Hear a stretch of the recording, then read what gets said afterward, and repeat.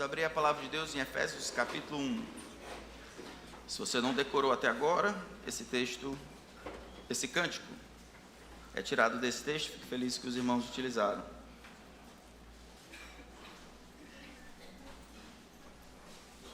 Efésios capítulo 1. Vamos ver se a gente consegue, pela graça de Deus, terminar essa longa oração de Paulo, que começa no versículo 3 do capítulo 1 e vai até o versículo 14. O profeta Daniel, ele disse que no final dos tempos o saber se multiplicaria. Parte desses avanços de conhecimento aparecem na construção de aviões e foguetes. Desde Galileu e suas primeiras descobertas sobre a lei da inércia, seguido pelas descobertas das leis da termodinâmica do nosso irmão Isaac Newton, os planadores têm voado ou planado a uma velocidade de 20 km para os impressionantes foguetes, o Voyager 1, que consegue viajar a 77 km por segundo. Mas toda essa velocidade com que eles sobem e mantêm-se subindo depende, mais do que tudo, da aplicação da terceira lei de Newton. O princípio de funcionamento dos motores de foguetes baseia-se nessa lei. Para se mover para cima, os foguetes expelem para baixo enormes quantidades de gás aquecido. Dessa maneira, de acordo com a lei de ação e reação, os gases expelidos empurram o foguete para cima. Uma vez que o movimento do foguete não depende do contato com o ar, então ele é empurrado de maneira proporcional à força que é incidida sobre o chão. Existe uma outra lei, a terceira lei de Newton, conhecida como lei de ação e reação. Ela faz um paralelo com a terceira lei espiritual de Paulo de Tarso. O apóstolo, algumas vezes, ele explica que a razão por que alguns homens parecem ser fora da curva, a razão por que alguns homens conseguem subir tão alto, não está neles, mas na robustez, na força, no poder de suas convicções. São suas convicções, o que eles pensam e de fato creem a respeito de Deus, do mundo, de Cristo, os empurra para cima. Não é força que eles têm, ou capacidade de desbravar, não é nada natural que eles têm, é o poder da convicção que eles têm em Cristo, vindo da palavra de Deus. É isso que os empurra para continuarem caminhando um pouco mais para perto de Cristo, um pouco mais para cima. Quanto mais forte, robusta, constante e poderosa for o movimento para baixo, nas nossas convicções, maior será a força para cima.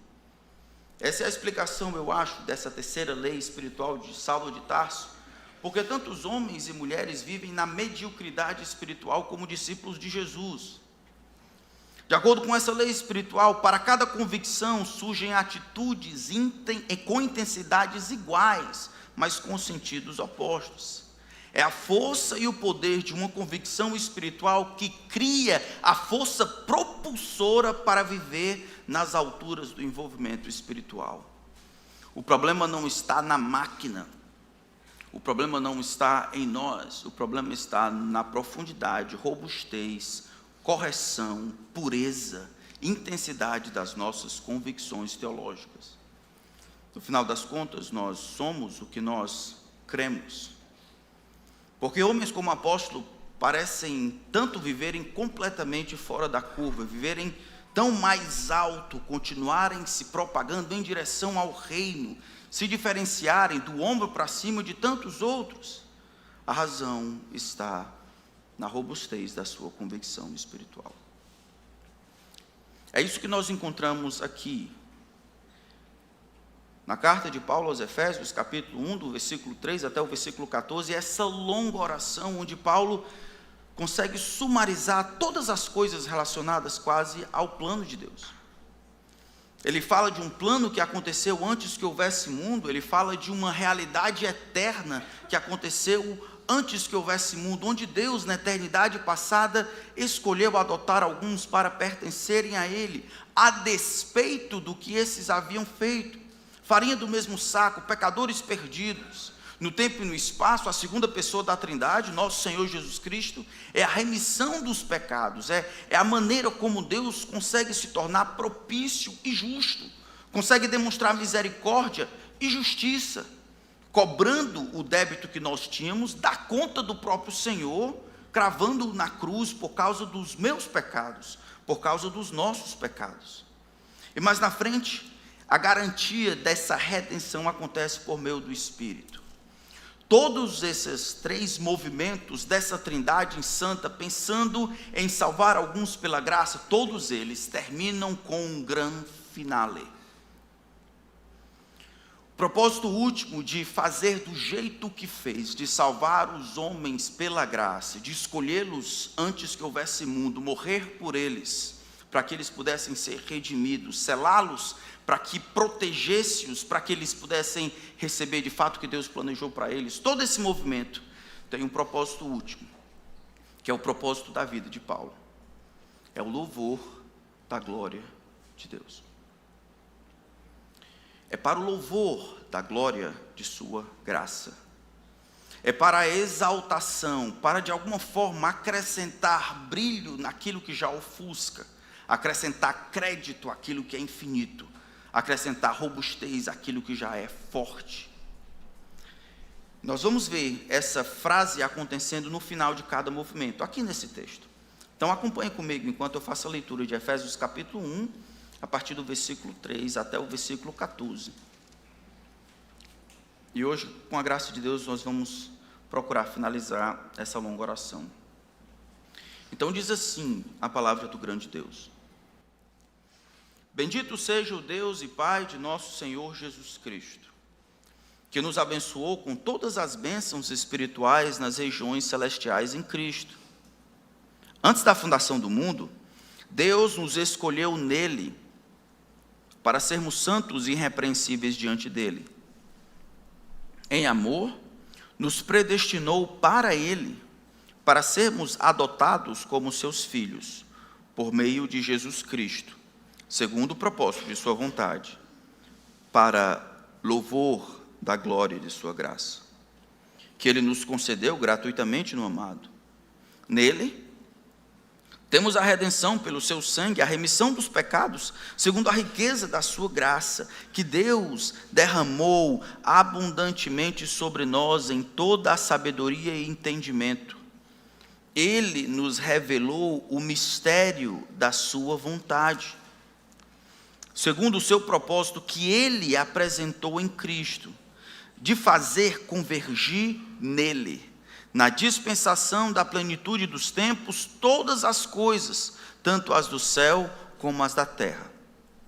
Em Cristo, fomos também feitos herança, predestinados segundo o propósito daquele que faz todas as coisas conforme o conselho da sua vontade, a fim de sermos para o louvor da sua glória.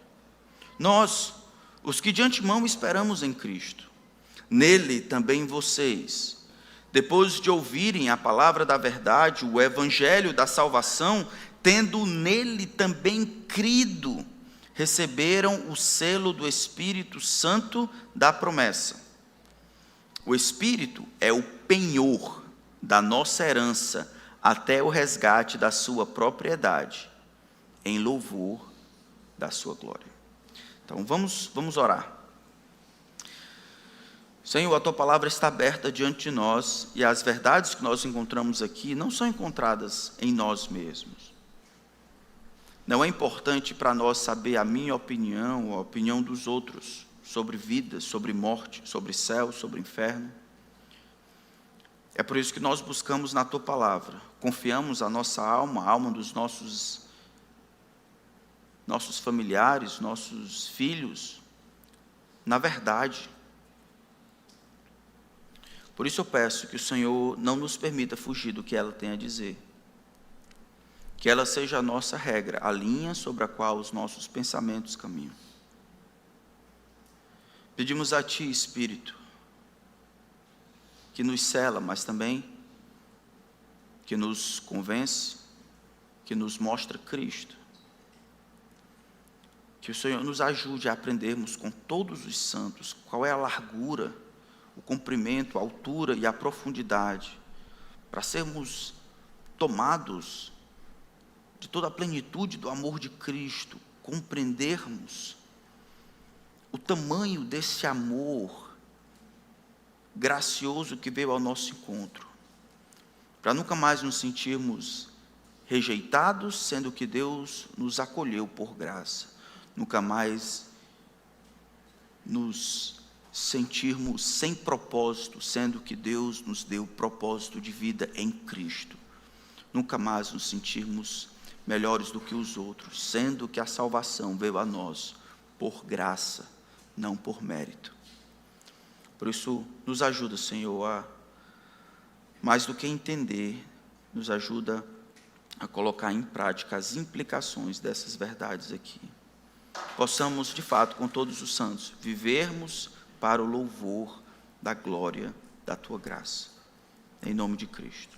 Amém.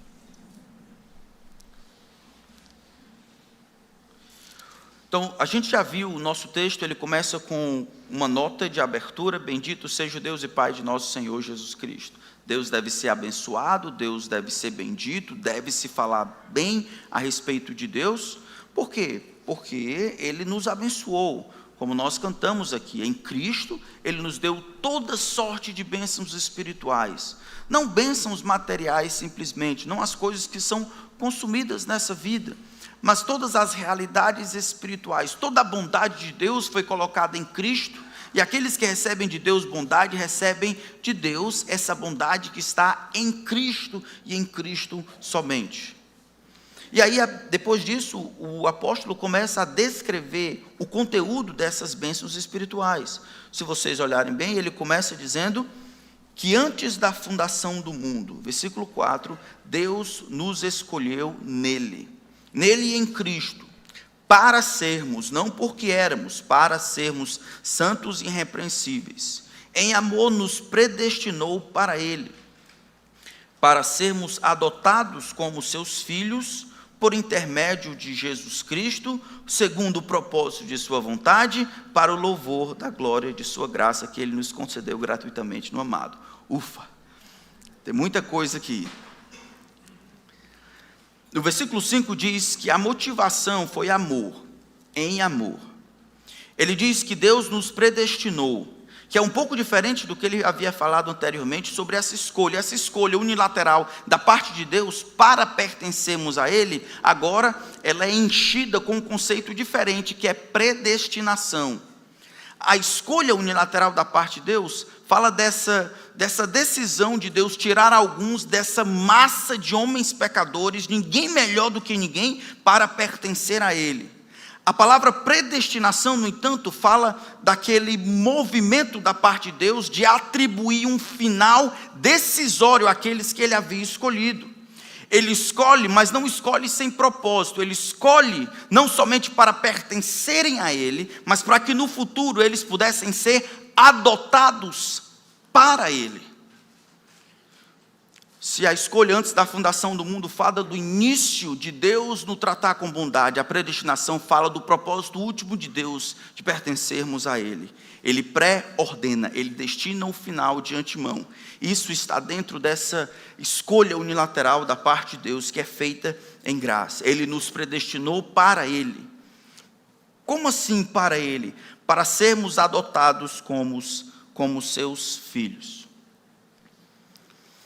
E aqui ele começa a desempacotar um pouco dessa predestinação. O que significa ser adotado como seu filho? Ser adotado como seus filhos. A adoção dos crentes é um ato gracioso da parte de Deus, que deve fazer ou forçar aqueles que são adotados a louvarem a Deus, porque é um ato específico de graça. Mas o que significa ser adotado na família de Deus? Ora, se aqui Deus adota alguns e não todos na sua família, isso significa que somente alguns e não todos são de fato pertencentes à família de Deus. Significa que alguns não nascem dentro da família de Deus por esforços, não nascem porque saíram da madre, significa que eles têm já um status de pertencerem a Deus. Não. essa realidade espiritual, ser adotado na família de Deus, não é o produto dos esforços. Na verdade, João capítulo 1 vai dizer, esses que foram adotados na família de Deus, eles não nasceram da carne, nem da vontade da carne, nem da vontade do homem, mas de Deus. Não se ganha, não se compra esta adoção. Eles foram adotados como seus filhos. Esse termo descrevia naquela época aquela adoção de um filho, de maneira a conceder a esse que foi adotado todos os direitos à herança, a perpetuar a linhagem, a ser um filho como qualquer outro. O sobrenome e outras quaisquer vantagens ligadas àquela família estava agora atrelada a esse indivíduo adotado. Ser adotado como filho, como ele descreve aqui, a adoção como filhos é diferente do nascimento espiritual. Todos os crentes verdadeiros nasceram como filhos de Deus. E serão de alguma forma adotados como filhos, receberão a herança que lhes cabe por pertencerem a Cristo um dia. Esse é o significado de 1 João capítulo 3, versículo 3. Irmãos, nós já somos filhos de Deus, mas ainda não somos o que haveremos de ser. Sabemos que quando Ele se manifestar, então seremos semelhantes a Ele. Então a adoção, ela tem um aspecto presente, sim, nós fazemos parte da família de Deus pela fé, fomos colocados, cravados dentro de sua família, recebemos o status de herdeiros de Deus, mas ainda não somos o que haveremos de ser. Existe uma predestinação no final, entre aqueles que de fato estão dentro da família de Deus, recebem finalmente os aspectos gloriosos de fazerem parte de um Deus como Pai, um Deus glorioso como Pai. A adoção, então, tem um aspecto presente, mas tem um aspecto futuro. Ter todos os direitos de herdeiro e desfrutar essas heranças, mas não aqui. Assim como no mundo antigo, é um pouco diferente. No mundo antigo, apenas os homens poderiam ser adotados. Aqui, homens, mulheres, todos aqueles que nasceram pela fé e lançaram sua fé em Cristo, podem igualmente ser adotados como filhos de Deus. Ele diz que essa adoção, essa herança que é dada, acontece por meio de Jesus Cristo, por aqueles que estão em Jesus Cristo. Acontece, mais uma vez, segundo o propósito da sua vontade. Não acontece por meio de prova, não acontece por meio de currículo, não acontece por meio de vestibular, não acontece por meio de nenhum processo seletivo. É Deus, a sua prerrogativa divina de incluir algumas pessoas na sua própria família. É prerrogativa de Deus colocar e escolher os seus filhos, não do homem. E o resultado, o grande finale, é para o louvor da glória de sua graça. Deus nos adota não como primo segundo, não como enteados, não como tios postiços, não como irmãos afins, não como mães de criação, não como filhos do coração, outras designações que nós utilizamos para os relacionamentos que é e não é família. Deus nos adota como filhos, como um homem adota alguém que não nasceu em sua família, concedendo-lhe todos os direitos e privilégios daqueles que nasceram em sua família. É por isso que Paulo coloca que isso é para louvar a glória da sua graça. Por trás desse movimento gracioso, existe uma desgraça acontecendo. Quando o Senhor nos toma de onde nós estávamos e nos insere na sua família, nós não pertencíamos a Ele anteriormente. Na verdade, nós pertencíamos a uma outra família. O Senhor Jesus fala durante o seu ministério que aqueles que não se devotam a Jesus Cristo, não creem naquele que enviou a Jesus, têm como pai o diabo. Isso não é diferente do livro de Gênesis, quando existe a tentação e a queda, fala-se dessa inimizade que existe entre dois reinos parasitas. A descendência da mulher, o trabalho de Deus, o plano de Deus de cumprir a sua vontade por meio do descendente que é Jesus, e aí a descendência da serpente, essa descendência espiritual, e esse embate que existe ao longo do tempo. Esses dois reinos, o reino de baixo e o reino de cima, esses dois governos, esses dois principados, que não são na mesma medida. Mas esse reino de baixo, o reino dos infernos, comandado por Satanás, continua cegamente tentando destruir e atrapalhar o plano de Deus. Mas ele está vencido, e isso ficará provado um dia. Amém? Nosso Senhor Jesus Cristo é aquele, no entanto, por meio de quem aqueles que são colocados na família de Deus são colocados por causa de Cristo, não a parte dele. Se essa era a realidade onde nós estávamos, servos de Satanás, filhos da ira, e Deus, por sua graça, nos coloca não como servos na sua casa, não como amigos que podem ficar no portão, não como colegas que podem ter um momento de audiência na semana, mas como filhos de Deus e co-herdeiros com Cristo. Fomos tirados da pior de todas as condições por causa da graça e colocados na melhor de todas as condições. Não é à toa que Paulo termina esse plano fabuloso da parte de Deus Pai e diz: isso deve ser, isso aconteceu dessa maneira para louvor da glória da sua graça. Por que a adoção louva a graça de Deus? Por que a adoção deveria louvar a graça de Deus? Deus nos concedeu direitos de filhos e filhas, nos assumiu em sua família por meio da morte do seu filho natural, e Ele fez assim com o propósito de magnificar a sua maravilhosa graça. Ele nos encontrou em um estado deplorável e nos colocou em uma condição que não poderia ser melhor: pertencer à família de Deus como filhos e filhas. Ele fez isso com o propósito de acrescentar brilho ao ofuscante esplendor do seu favor imerecido. Ele fez isso para grifar ou colocar em negrito a sua bondade. Ele fez isso para dar razão e força para que a sua graça, o seu favor imerecido, fosse de fato louvado, para que os adotados e predestinados falassem bem, muito bem, da disposição de Deus de fazer bem a pecadores perdidos. Graça deveria ser um tema recorrente. Quando nós colocamos graça como um filtro, como lentes por meio das quais nós visualizamos todas as coisas, a graça vai nos colocar no lugar e nos manter no equilíbrio.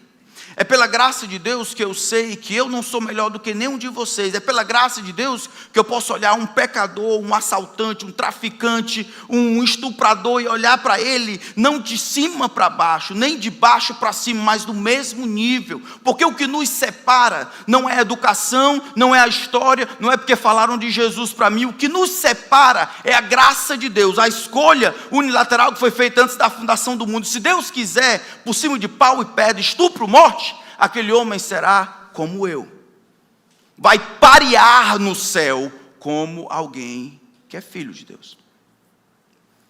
Me faz também olhar para mim mesmo com um equilíbrio. O que eu sou? Eu não sou melhor do que os outros, porque tudo que de fato eu tenho de bom foi colocado de fora para dentro por causa da graça de Deus. Mas a graça também humilha o pecador. Porque o que eu e você mais queremos é merecer. Eu quero ser um bom filho, eu quero ser um bom pai, eu quero ser um bom marido, porque eu quero merecer o amor da minha mulher, eu quero merecer o amor do meu pai, eu quero merecer o respeito do pastor, eu quero merecer o favor da parte de Deus. E tudo isso faz com que você se coloque como opositor de Deus, porque Deus resiste, Ele está contra os soberbos. Na salvação, o soberbo, aquele que deseja angariar mérito, fazer por onde, ele se torna um opositor, não alguém que quer dar uma ajudinha para Deus, não.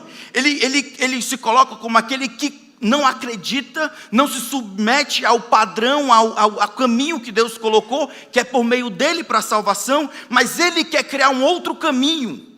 forçar a porta que Deus disse que é estreita para que ele com seus méritos possam passar. Deus resiste ao soberbo, porque o soberbo é um competidor. Para nós, para aqueles que foram adotados em Cristo, pertencendo a Ele, criados e recriados em Cristo Jesus, nós sabemos, no final, só Deus vai receber a glória. Só Ele merece toda a glória. Porque é Ele que nos colocou onde estamos. É Ele que tem nos dado todas as coisas que precisamos para ir um pouco mais longe. É Ele que nos tira do inferno. É Ele que nos coloca no céu. É Ele que nos qualifica. É Ele que nos serve. É Ele que nos banha de graça. É Ele que nos alimenta por sua palavra. É Ele que nos sacode, que nos encoraja. É Ele que nos consola. É Ele que nos ampara. É Ele que nos educa. É Ele que nos guia. É Ele que escuta as nossas orações. É Ele, é Jesus. A Ele toda a glória, não ao homem. A Ele toda a glória. Essa mudança de onde estávamos, de pertencermos à família de Satanás e sermos colocados na família de Deus, Paulo diz, isso é para o louvor da glória da sua graça. Vamos entender um pouco o que significa isso. Louvor da glória de sua graça. A glória de sua graça é a sua graça gloriosa. Então, como é que eu posso fazer ou pensar para o louvor da glória da sua graça? Então eu louvo, eu exalto, eu falo bem, eu me quedo à sua graça que é gloriosa. Isso é, eu não torno esta graça que já é gloriosa mais gloriosa. Não, por manter as atenções nela, por perceber as implicações e as ramificações do fato de Deus não me tratar como eu mereço, mas me tratar conforme a sua graça, eu vou ter mais motivos ou motivos diferentes, sempre maiores, para reconhecer o tamanho dessa graça.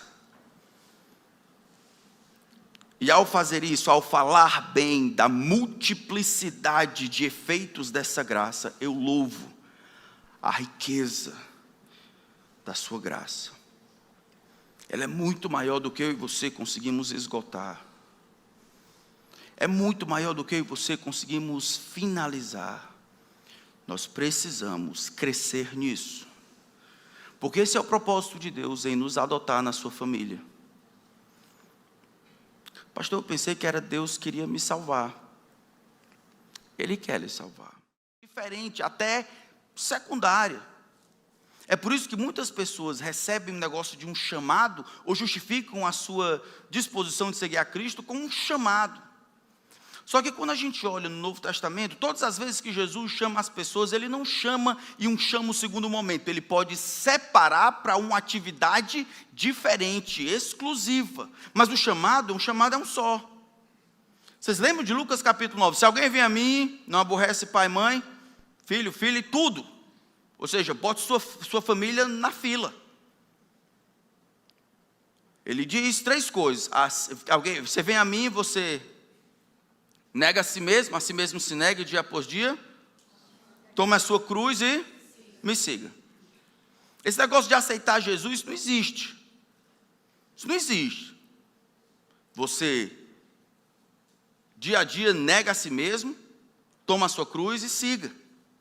E é assim por todas as vezes que Jesus dialoga com as pessoas. A gente acaba tirando isso do campo. Todo cristão deveria ser um cristão disposto, disponível para o serviço do Senhor. Todo cristão é salvo para, de alguma forma, refletir a glória de Deus. Não é salvo para ser salvo, não é salvo para ser igrejado, não é salvo para ter perdão de pecados. Só isso, essas coisas, elas ajudam, elas providenciam a base, né? Tudo o que precisa para que eles possam, de alguma forma, viver para a glória de Deus.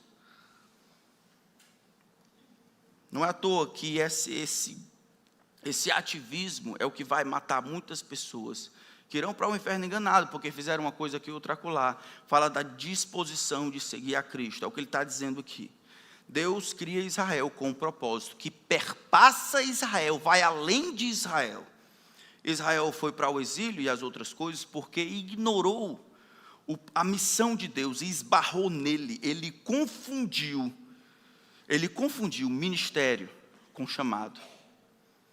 Ele achou que ele era o fim último de todas as bênçãos, ao invés de ser o meio primário por meio do qual as bênçãos de Deus iriam ganhar todas as nações. E aqui não é diferente. Nós fomos criados, adotados, feitos herança, pertencendo a Ele com o propósito de louvar a sua maravilhosa graça, com o propósito de explicar as suas perfeições a um mundo caído, com o propósito de viver para o Senhor. Como é que você faz isso, meu irmão?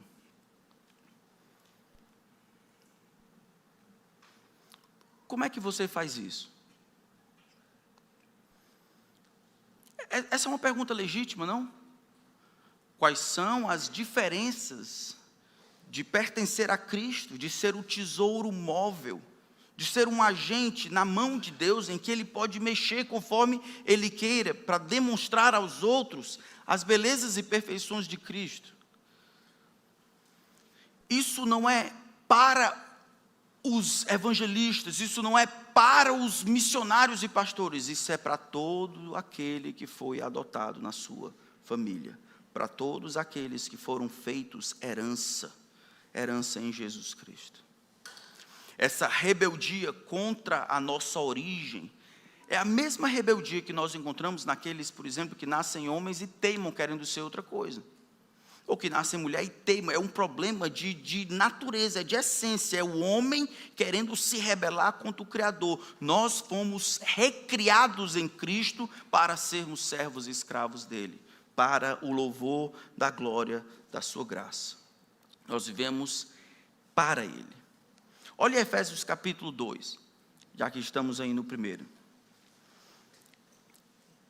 Olha que texto interessantíssimo. Versículo 1, ele diz assim, Ele lhes deu vida quando vocês estavam mortos em suas transgressões e pecados, nos quais vocês andaram no outro tempo, segundo o curso deste mundo, segundo o príncipe da potestade do ar, do espírito que agora atua nos filhos da desobediência.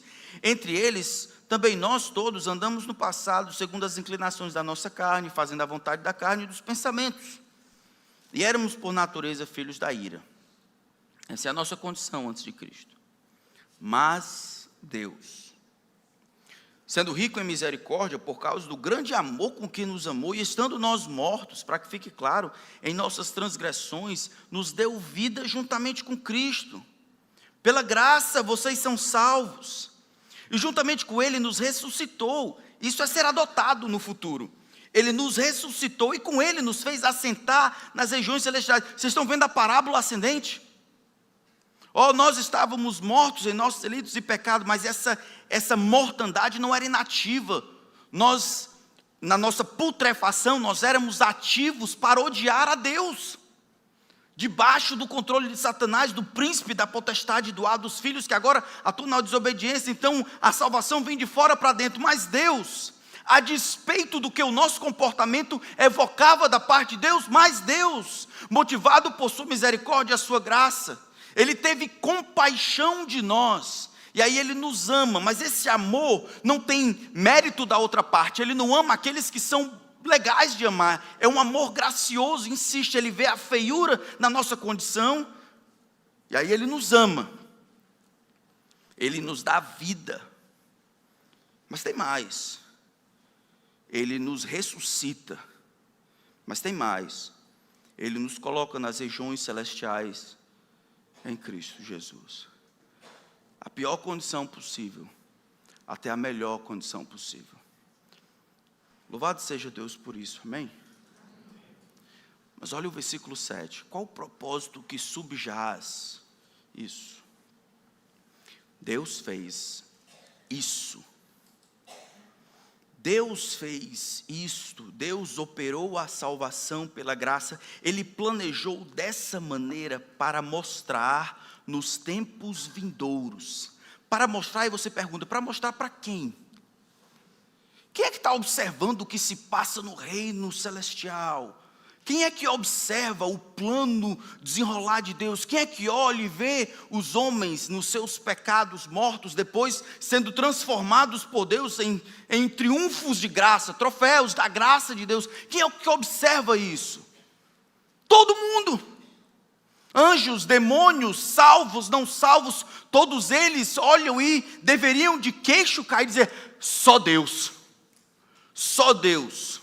A salvação de um pecador morto, que agora compreende que pela graça é colocado como herdeiro de Deus e corredeiro com Cristo, deveria calar a boca até dos demônios.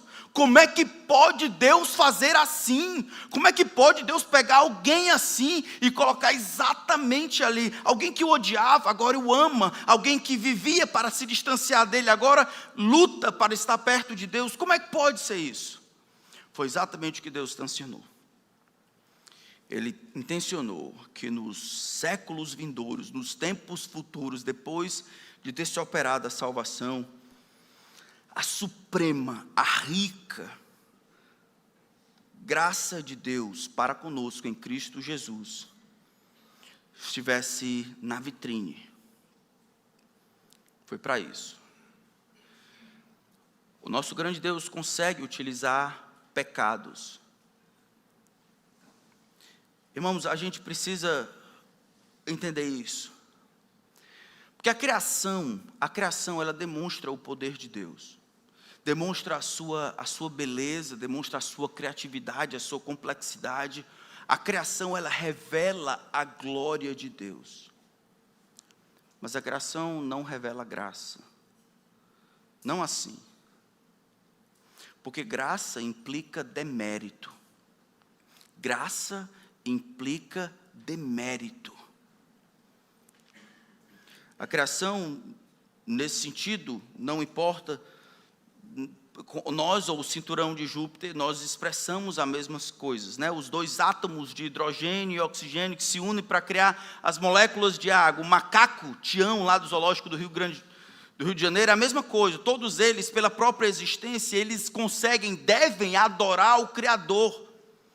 Todos eles reconhecem a assinatura do Criador. É nesse sentido que a criação responde ao seu Criador. Quando Jesus acalma a tempestade, quando ele diz: acalma-te, emudece, as moléculas de água, os hidrogênios e cada um dos átomos de oxigênio, entendeu lá, era o seu Criador falando, e eles respondem à altura. Quando Deus em Cristo manda os peixes lá, para eles pararem de caminhar, para que Pedro pudesse lançar a rede. É um milagre, é a criação respondendo ao Criador, obedecendo.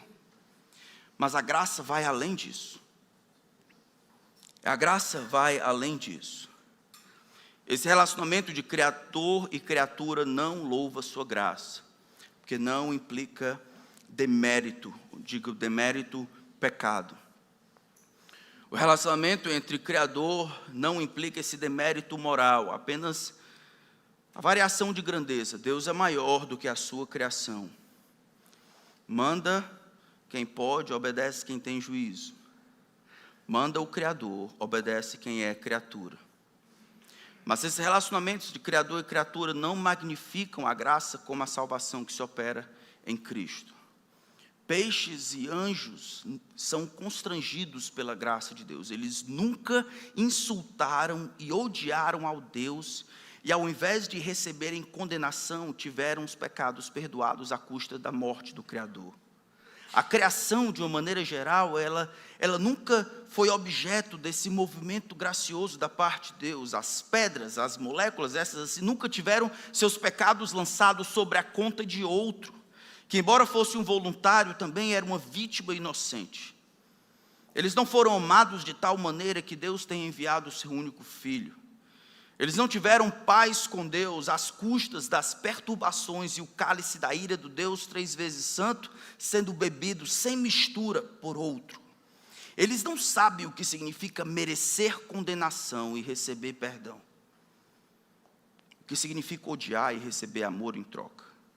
O que significa blasfemar e receber bênção em troca. Esse tipo de louvor da graça de Deus foi dado aos pecadores perdoados, a mim e a você. Somos nós, agraciados por Deus, que melhor podemos cantar sobre a profundidade e riqueza da graça de Deus.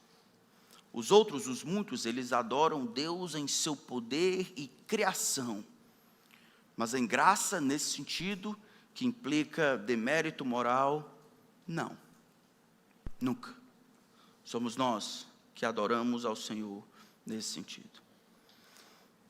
A última parte é sobre o Espírito Santo, que é o penhor da nossa herança, é a garantia de que Ele vai pegar aquilo que é seu, versículo 14.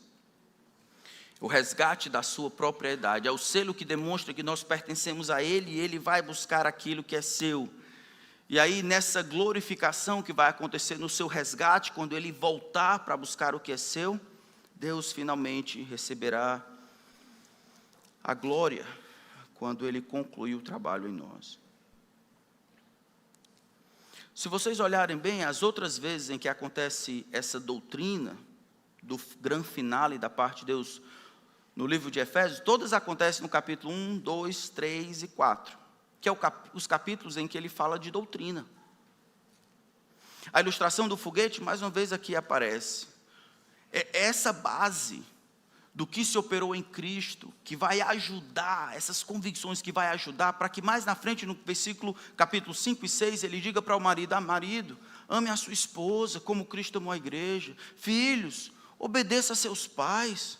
Mulheres, se submetam voluntariamente à autoridade dos seus maridos. Servos, deixe de falar e trabalhe para aqueles. Senhores, cuidem direitinho daqueles que são servos de vocês. Vocês parem de gritar, vocês parem de fofocar, vocês parem de mentir uns aos outros, parem de ser gananciosos, deem a quem precisa. Todas essas instruções, elas, sem essas verdades, essas convicções, essa doutrina, é apenas religião.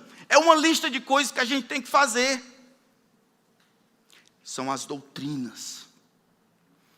É com base naquilo que se operou em Cristo que ele diz: perdoe uns aos outros, como você recebeu o perdão de Cristo. Ame uns aos outros, como você foi amado por Cristo. Sirva uns aos outros. Trabalhe para os outros. É nessa verdade, é nesse fluir que nós encontramos essas verdades aqui. E eu queria terminar então vendo a oração de Paulo no capítulo 3, que é como eu gostaria que você orasse por nós. Por 2 vezes Paulo ora na carta aos Efésios. E a compreensão aqui, Paulo acredita que convicções profundas vão empurrar a pessoa para cima. Convicções profundas, corretas internamente, são elas que vão impulsionar a pessoa para mais perto de Deus. Depois de falar sobre as realidades eternas, no versículo 14, ele diz: por esta causa eu me ponho de joelho diante do Pai. Efésios 3, 14. De quem toda a família, nos céus e na terra, recebe o nome. Peço a Deus que, segundo a sua riqueza em glória, conceda a vocês que sejam fortalecidos com poder, mediante o Espírito, no íntimo de cada um. Isso é convicção. E assim, pela fé, sempre, que Cristo habite no coração de vocês, estando vocês enraizados e alicerçados no amor, para que, com todos os santos, vocês possam compreender qual é a largura, o comprimento, a altura e a profundidade, e conhecer o amor de Cristo, que excede todo o entendimento, para que vocês fiquem cheios de toda a plenitude de Deus. Ora, aquele que é poderoso para fazer infinitamente mais do que tudo o que pedimos ou pensamos, conforme o seu poder que opera em nós, a Ele seja a glória na igreja e em Cristo Jesus, por todas as gerações, para todos sempre. Amém. Senhor, obrigado por nos dar propósito para a vida. O Senhor não nos adotou, nos fez tua herança e nos selou para o nosso próprio benefício somente. A vida providencia muitas distrações. Eu peço que o Senhor nos ajude a recebermos de Ti o propósito final de todas as coisas, que é o louvor da glória da Tua graça. Faz-nos viver de uma maneira que demonstre isso, vivermos de uma maneira que explica isso, vivermos de uma maneira que exalte a Tua graça, termos para nós o mesmo plano que o Senhor tem para nós. Eu quero Te louvar pela Tua maravilhosa graça, ainda presente, que ainda causa espanto ao meu coração. Nunca se ouviu nada assim.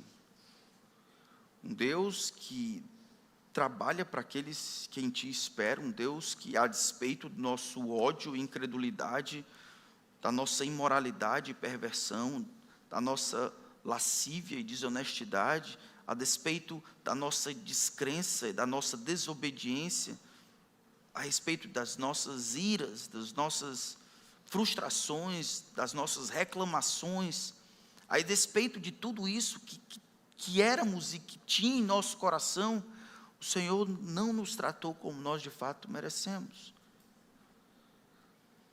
Que essa verdade nunca fique normal, que essa graça nunca seja diminuída nas nossas mentes, que seja para ela que o nosso pensamento corriqueiramente caminhe, possamos olhá-la de todas as frentes e falar bem dela, e louvá-la para os nossos filhos, e cantar sobre ela nos cânticos, e compor sobre ela, e escrever sobre ela, e ensinar aos homens sobre ela, e viver no poder que ela tem, de uma maneira a demonstrar claramente para anjos e demônios os resultados da ação graciosa do Senhor na nossa vida.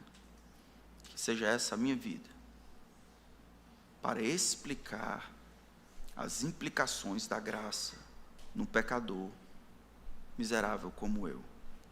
Que seja a mesma coisa dos meus irmãos, que não falem deles, mas falem da graça que se operou em Cristo, para o louvor da Tua maravilhosa graça. Em nome dele nós oramos. Amém.